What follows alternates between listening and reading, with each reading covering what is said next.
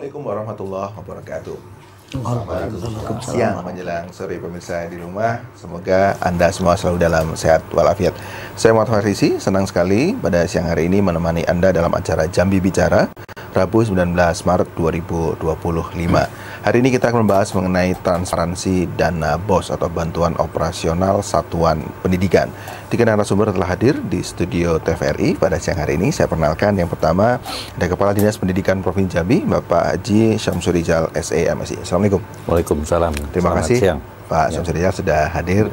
Dan narasumber kedua ada Bang Zamharil SHI MH, adalah Koordinator Bidang Penyelesaian Sengketa Informasi Komisi Informasi Jambi. Assalamualaikum, apa kabar? Waalaikumsalam warahmatullahi wabarakatuh. Terima kasih juga sudah hadir Bang Zamharil. Dan narasumber yang ketiga ada Bang Ibtu Ambo AC SH, Panit 2 Unit 1 Subdit 3 di Ditreskrimsus Polda Jambi. Assalamualaikum, apa kabar? Waalaikumsalam warahmatullahi wabarakatuh. Terima kasih juga sudah hadir nih. Lengkap sudah nih yang membicarakan tentang dana BOS. Ada dari Dinas Pendidikan, ada dari Komisi Informasi, dan juga ada dari Polda Jambi. Saya ke Pak Kadis terlebih dahulu, Pak Syamsurizal. Pak Syamsurizal, kalau kita bicara mengenai biaya pendidikan, ini kan 20% ya dari APBN yang memang dialokasikan, dan itu wajib mandatori. Ya. Artinya tidak semua kementerian lembaga yang mandatori harus 20%, dan itu adalah dinas Kementerian Pendidikan, termasuk di Dinas Pendidikan. Nah, kalau kita bicara mengenai dana untuk pendidikan itu apa bahasanya? Komposisinya apa saja gitu? Apakah dari pemerintah pusat ada, dari pemerintah daerah ada, dan BOS ini masuk dalam yang mana gitu? Baik, kalau dana BOS ini merupakan dari dana APBN. APBN. Okay. Ini merupakan bantuan dari pemerintah pusat yang disalurkan kepada pemerintah daerah melalui Dinas Pendidikan, dan langsung itu transfer ke sekolah-sekolah. Tahun 2025 ini kita mendapatkan dana BOS ini sebanyak 210 miliar. Tahun berapa, Bang? Pak Garis? 2025. 2025, ya, jumlah? 210 miliar 210 untuk miliar. Sekolah. Tentu besaran setiap sekolah itu tidak ada yang sama. Karena tergantung dari beberapa jumlah siswa murid di sekolah tersebut.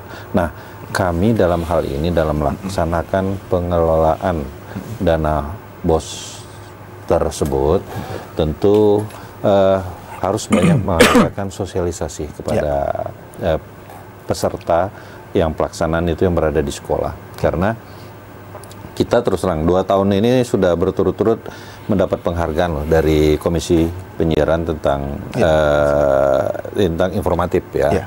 Dari Komisi Penyiaran. Nah, dalam hal ini kami juga melaksanakan sosialisasi pelaksanaan dana BOS di setiap sekolah.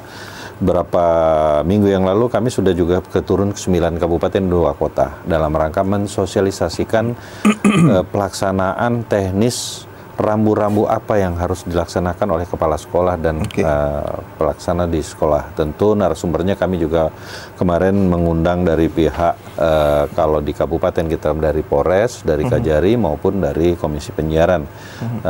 Rambu-rambunya harus ini tadi. Namun ya tetap ini merupakan, kami juga selalu memberikan sanksi tegas ketika pelaksanaan dana BOS itu tidak dilaksanakan dengan secara transparan di lapangan.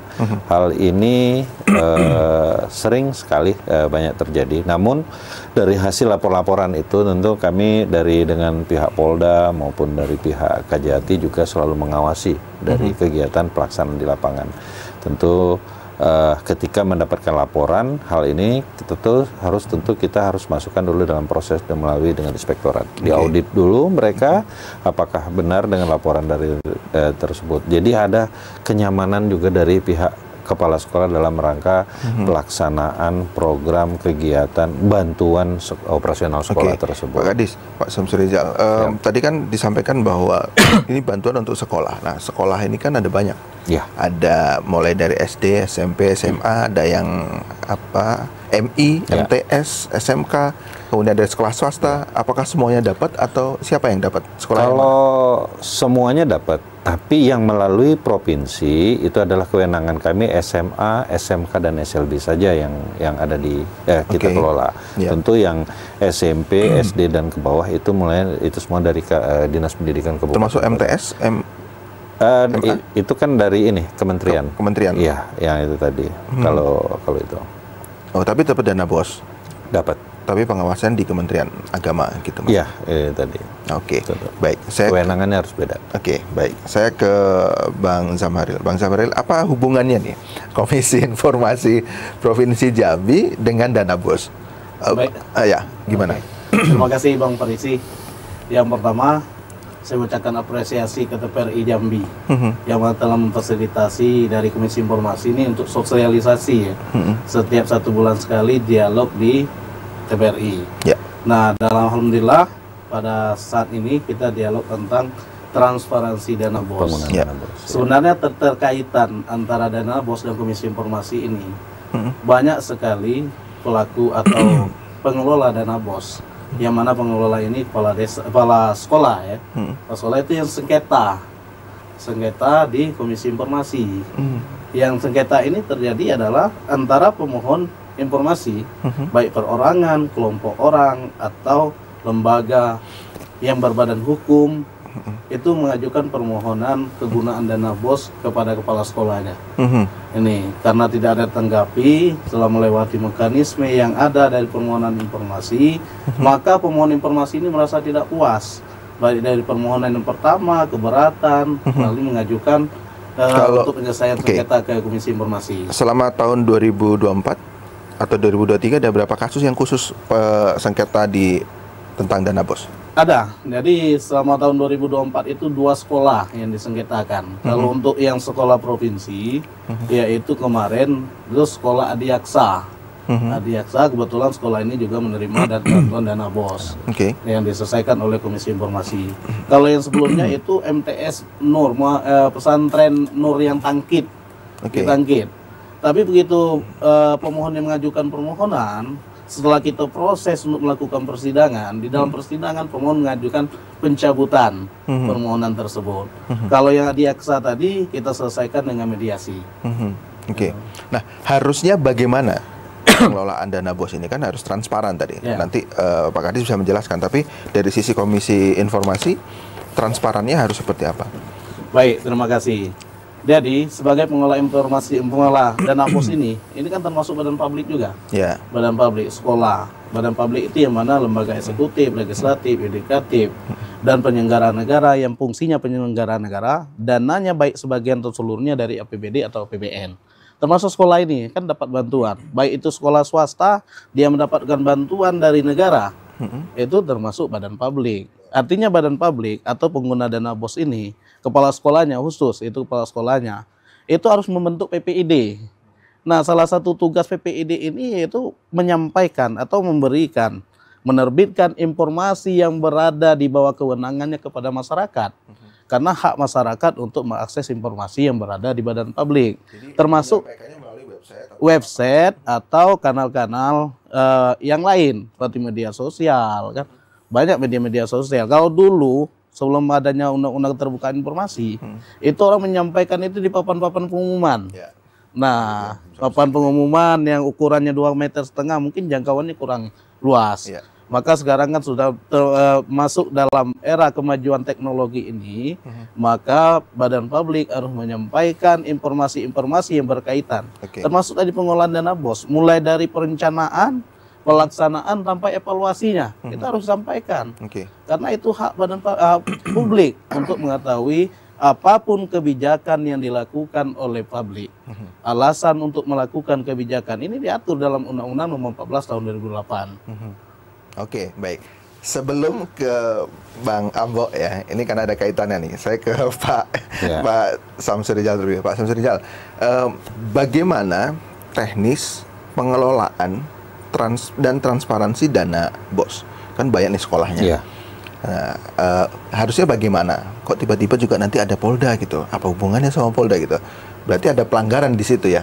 Pelanggaran korupsi berarti, atau bagaimana?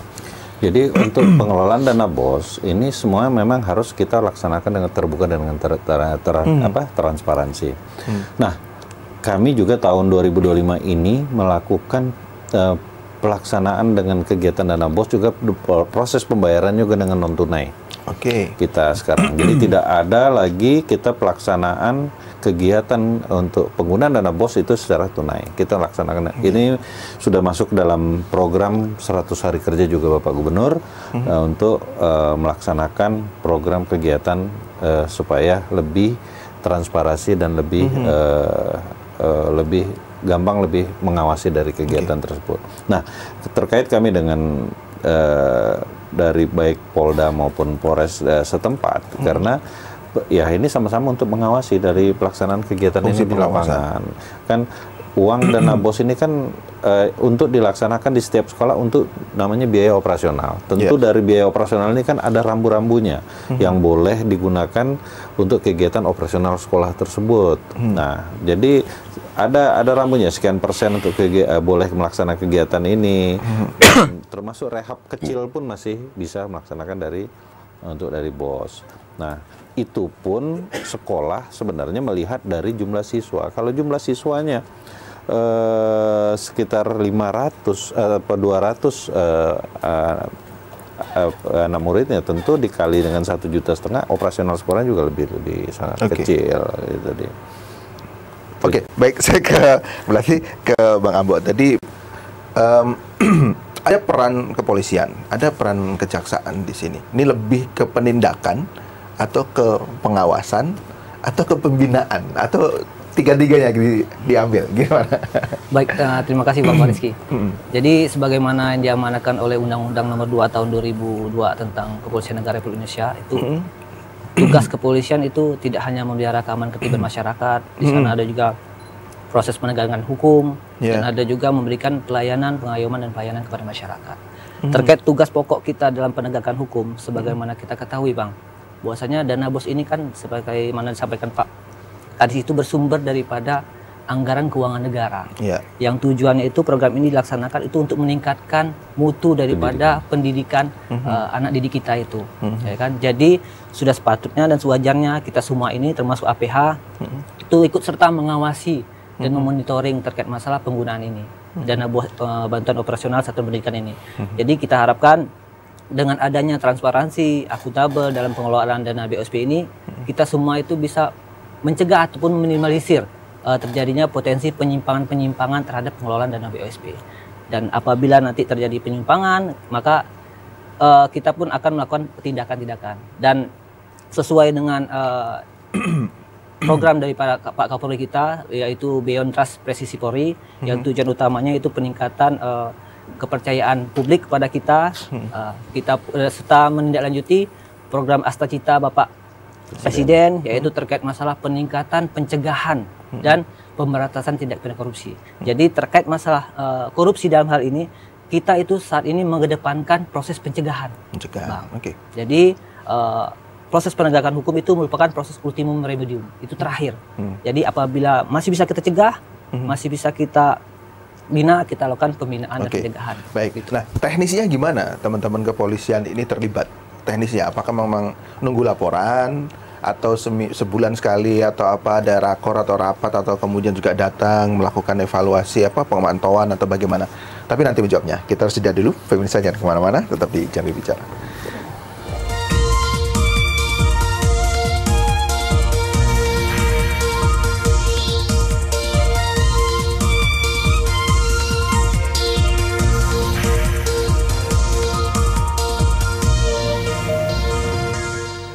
Terima kasih pemirsa, masih tetap bersama kami di Jambi Bicara dengan tema kita hari ini adalah transparansi pengelolaan dana BOS atau bantuan operasional satuan pendidikan, sekarang istilahnya.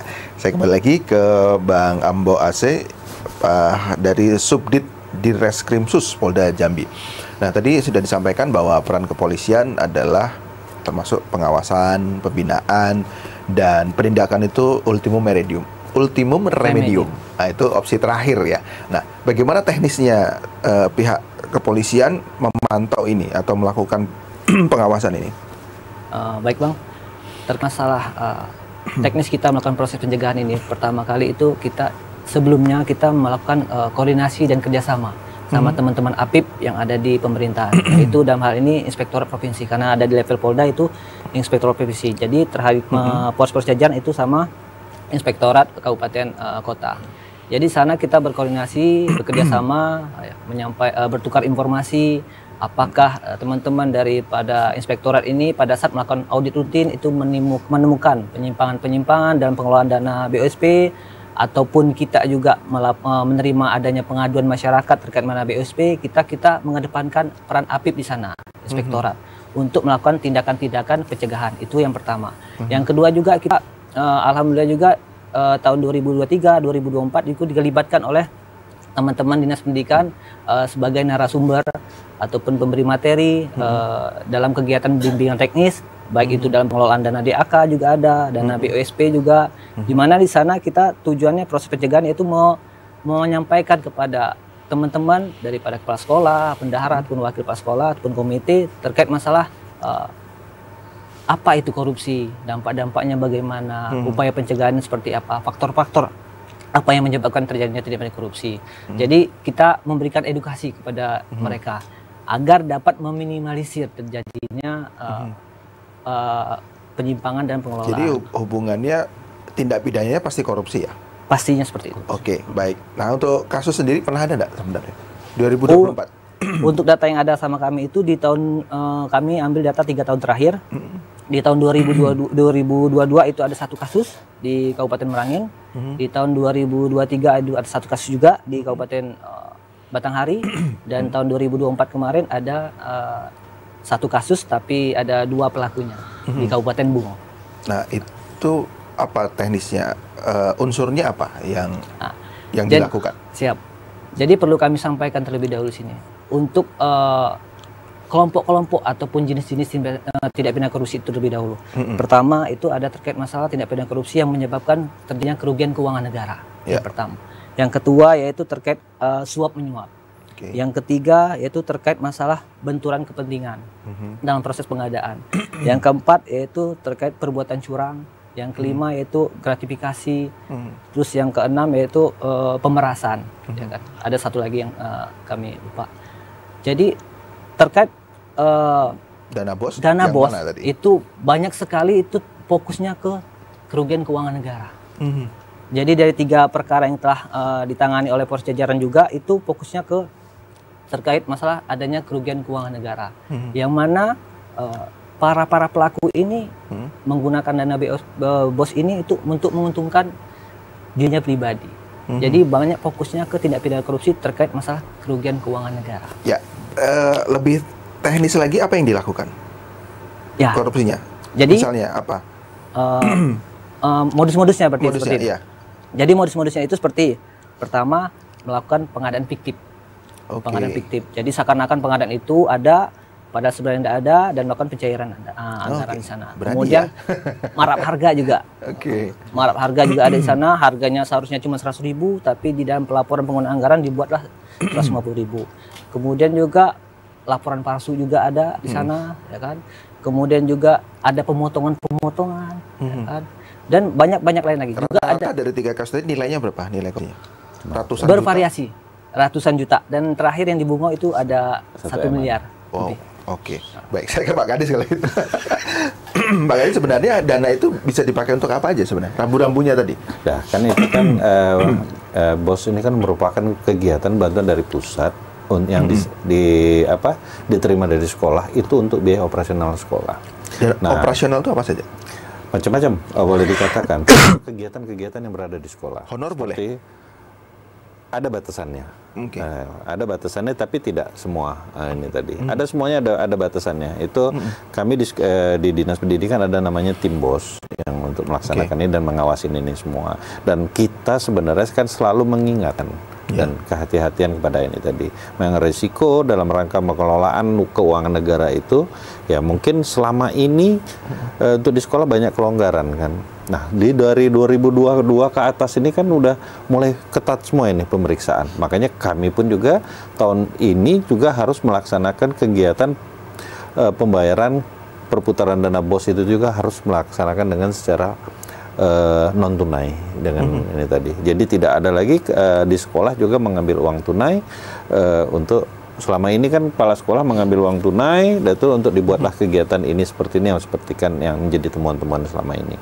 Tapi dengan kejadian-kejadian seperti ini tentu ini merupakan suatu pengawasan dan kawan-kawan juga yang lain juga menjadi sebuah peringatan untuk tidak melaksanakan pelaksanaan kegiatan penggunaan dana BOS itu. Ada aturan, ada ketentuan untuk melaksanakan kegiatan tersebut. Okay. Salah satu contoh aja bisa digunakan untuk apa, Pak Kadis? Termasuk pembelian peralatan sekolah bisa, buku sekolah bisa, banyak itu itemnya yang bisa. Tadi. Termasuk kegiatan kepramukaan juga di sekolah itu juga bisa kegiatan. Cuman ada batasannya itu tim teknis kita yang lebih paham untuk melaksanakan dari kegiatan. Ya, kalau Pak Eri kan sering ketemu ya sama kepala-kepala sekolah. Apa curhatan mereka terkait pengelolaan dana BOS ini?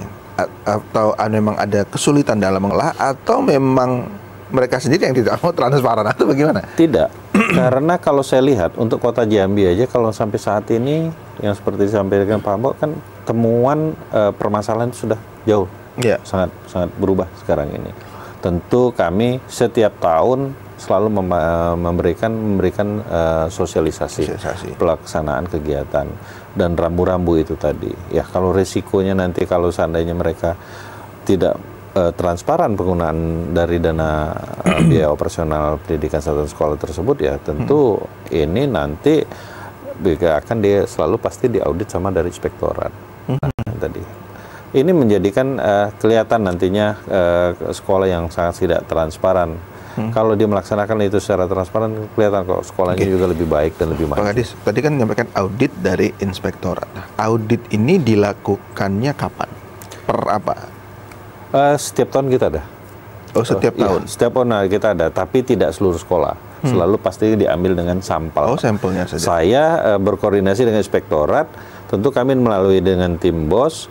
Tim BOS itu kan setiap tahun juga melaksanakan sosialisasi ke bawah ketika kami untuk pemantauan di bawah. Nah, kami juga melihat dari gejala itu. Ketika bendaharawan ataupun kepala sekolah kami selalu susah minta data, waktu inspektorat akan turun, itu dulu yang kami suruh turun. Udah ada tanda-tandanya nih, yang bandel-bandel nih. Kalau dimintain data, pasti susah gitu. Iya, kalau mulai susah dari tadi, saya udah bilang perintahkan itu, ya udah.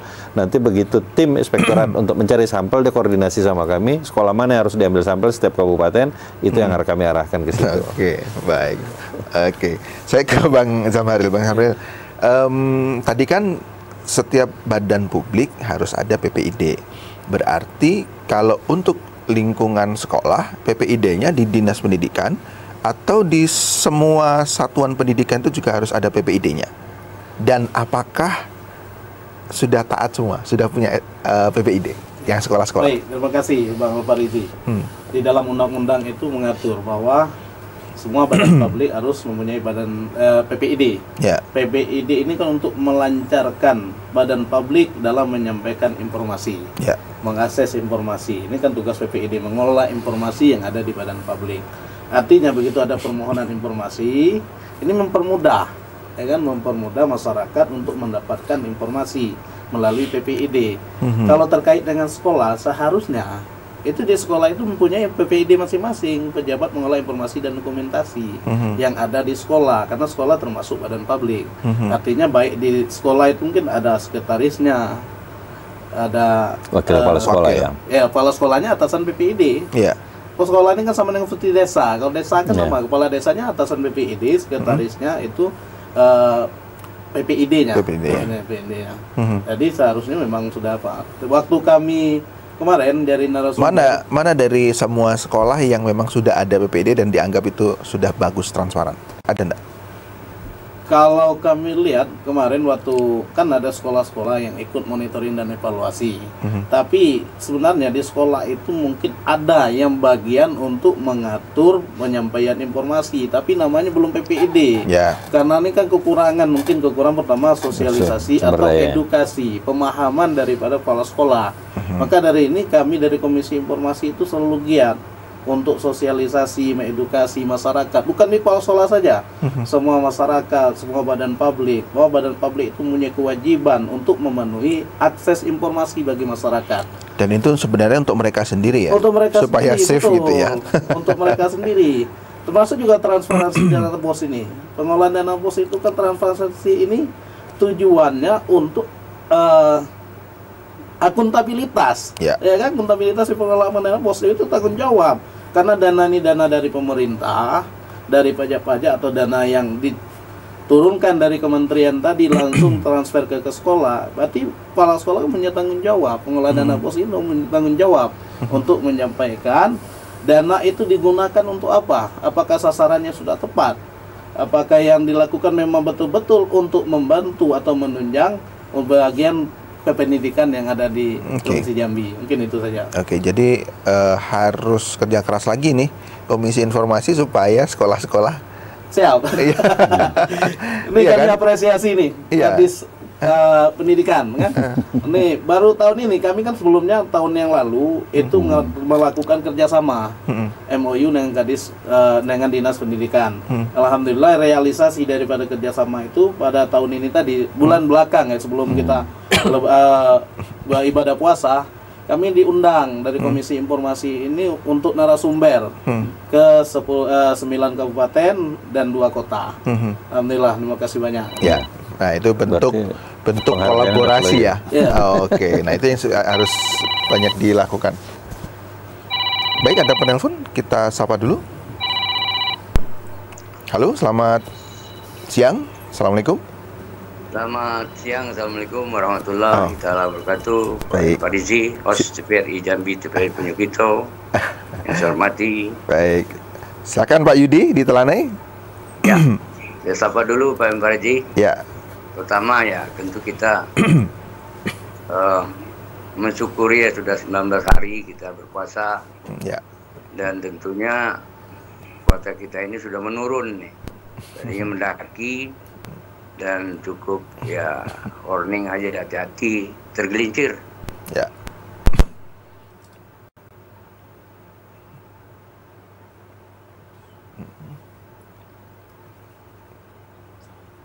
Oke, baik, terputus sepertinya. Kita tunggu nanti mungkin Pak Yudi bisa kembali lagi menyapa. Saya ke Bang Ampo lagi. Bang Ampo, tadi ada 3 kasus ya? Ya. 3 kasus. Itu sudah diputus semua? Atau masih proses di penyidikan atau pengadilan atau apa? Jadi untuk yang 3 kasus tersebut, untuk yang tahun 2022 di Merangin itu sudah dilakukan proses pelimpahan tersangka dan barang buktinya kepada kejaksaan, mungkin sudah putus sidangnya. Kemudian yang 2023 masih proses audit dari APIP. Yang tahun 2023 itu masih proses penyidikan, masih tahap pemberkasan. Dan dalam waktu dekat mungkin akan kita... Itu yang 2024 ya? Yang terakhir tadi, itu di mana? Di Bungo. Di Bungo, berarti Polres Bungo, penyidik Polres Bungo? Iya, penyidik Polres Bungo. Oke, baik. Gimana prosesnya? Kalau proses penyidikan ini supaya masyarakat tahu nih, supaya takut nih kalau ada yang mau macam-macam. Jadi begini Bang Pariski. Ditangkap, ditahan atau? Jadi kami mungkin sampaikan terlebih dahulu alur daripada proses penyidikan kami mungkin biar kita sama-sama mengetahui. Jadi sumber informasi yang kami peroleh terkait masalah penanganan korupsi itu ada pertama pengaduan dari masyarakat. Yang kedua yaitu temuan, itu baik temuan daripada APIP, BPK ataupun BPKP atau inspektorat. Yang ketiga kemudian ditahan dulu. Ya. Oke, nanti kita lanjutkan ya. Kita sapa dulu. Halo, selamat siang. Tadi putus. Ya, baik Pak Yudi, silakan Pak Yudi. Ya, ini bukan ada kerusakan pada televisi saya ya, dari TVRI ini. Baik, silakan. Baik, yang terhormat Bapak Haji Samsurijal, Kepala Dinas Pendidikan Provinsi Jambi. Yang kedua ada Pak Zam Harir dari Komisioner KI Provinsi Jambi, didampingi oleh Bapak Ibtu Ambo Asek dari Kepolisian yang saya hormati. Masuk ke persoalan di dalam Undang-Undang Nomor 14 tahun 2008 itu sendiri, ya lembaga publik atau penyelenggara publik ya, dalam bekerja itu ya tentu ya satu ya tentu melakukan atau mengeluarkan kebijakan untuk kepentingan instansinya. Yang kedua adalah melakukan pelayanan kepada publik atau masyarakat. Yang terakhir ya melakukan transparansi terhadap pekerjaannya, keterbukaan informasi publik kepada publik masyarakat. Ya, program kerja, laporan keuangannya, termasuk hasil audit yang sudah diaudit, itu harus sesuai amanah undang-undang. Nah, salah satu persoalan dana BOS, sebenarnya banyak dana BOS ini tidak jelas ya. Biaya operasional sekolah ini publik harus tahu digunakan untuk apa, besarnya dana berapa, pelaporannya bagaimana. Jadi terbuka dan transparansi. Nah, saya khusus hari ini melakukan satu laporan ya, indikasi temuan saya dari Lembaga Swadaya Masyarakat Publik Provinsi Jambi, kasus kepala sekolah SMP Negeri 7 yang belum saya laporkan. Nah, ini wewenang wali kota sebenarnya. Mungkin perlu diketahui oleh Kepala Dinas pada Pendidikan Provinsi. Apa tadi Pak? Nah, laporannya adalah ya dana BOS ini sedianya dilakukan ya dikerjakan oleh orang yang ditunjuk oleh sekolah itu. Ya ada orang yang dipercaya, tapi ini dana BOS ini dilakukan oleh kepala sekolah sendiri ngaturnya. Kan tidak boleh itu. Nah, ini laporan ini saya dapatkan dari guru-guru dan masyarakat, wali murid. Cukup kuat datanya. Jadi dikelola sendiri oleh kepala sekolah. Yang kedua, kepala sekolah itu melakukan pungutan uang kepada wali murid SMP 7 itu. Ya karena sekolahnya kaya kan orang ditarik uang diam aja. Sebab kalau sekolah yang miskin, bukan SMP 7 mungkin ngamuk kan, marah. Ini diam aja. Jadi ini kan surat edaran wali kota itu sendiri tidak boleh ada pungutan apapun. Pergi dengan penerimaan mahasiswa baru. Nah, yang terakhir ini ada buktinya bahwa pada 1 tahun bekerja sudah 3 mobil dia punya. Toyota Rush, Honda Brio, Avanza, ini gila bener ini. Baik, Pak Yudi. Itu bukti ada.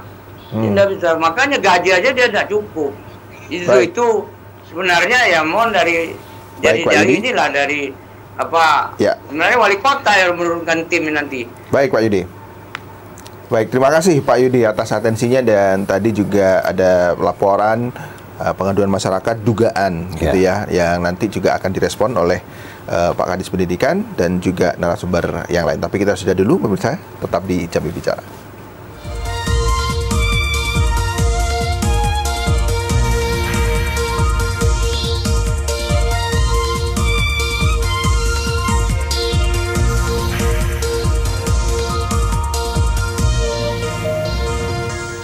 Kita lanjutkan kembali dialog Jambi Bicara dengan tema transparansi pengelolaan dana BOS di Jambi. Tadi sudah ada penelpon Pak Yudi yang banyak tadi menyampaikan terkait dengan transparansi, kemudian juga melaporkan dugaan adanya pengelolaan yang tidak benar gitu. Pak Kadis bisa menanggapi. Tadi apa yang disampaikan itu merupakan di SMP 7 ya. Nah, kebenaran kalau SMP 7 itu kan di Kota Jambi ya, Kota Jambi. Jadi kami pun juga untuk mengingatkan selalu dengan satuan pendidikan yang baik SMA, SMK maupun SLB seprovinsi Jambi dalam rangka mengingatkan untuk pengelolaan dana BOS ini. Tentu ini kan dana pengelolaan uang negara nih memang harus dilakukan secara transparansi yang telah disampaikan. Mungkin kita buat suatu mekanisme yang lebih bisa transparan dan masyarakat bisa melihat apa sih program dari kegiatan sekolah itu dalam rangka penggunaan RKAS-nya dalam 1 tahun. Nah, ini mungkin sekolahnya punya 200 siswa dengan menerima dana BOS mungkin sebanyak 300 juta, di situ nampak ya ibaratnya DPA-nya lah ya kita secara umum yang bisa dilihat dan dipantau sama-sama oleh masyarakat. Tentu dalam hal ini program apa? Kita rutin kok dalam rangka pengawasan. Termasuk juga inspektorat, termasuk juga kami juga memberikan sosialisasi. Mungkin keluhan-keluhan waktu pemberian sosialisasi dari para kepala sekolah juga pasti ada yang selalu menyampaikan masalah rutin yang sampai ini tadi dan ketakutan mereka untuk dalam melaksanakan program kegiatan. Harusnya tidak takut ya kalau memang benar kan gitu. Iya, ini tadi karena kegiatan-kegiatan tersebut memang harus terbuka dan transparan ya harusnya. Ini tadi ketakutan dia itu selalu diviralkan dalam media, selalu masuk dalam ini tadi. Dikit-dikit diviralkan padahal belum tentu benar gitu ya. Informasi tidak utuh tiba-tiba langsung viral gitu aja. Kadang-kadang masalah juga tidak begitu sepele lah tadi. Dan berita itu berulang-ulang sehingga kawan-kawan dari pihak Polda juga akhirnya turun langsung untuk ngecek ke kepala sekolah. Oke, sebelum ke Bang Zamharil ini, saya ke Bang Ambo dulu. Kalau ada tadi misalnya, ini langsung live ini masalahnya, ada laporan dari masyarakat.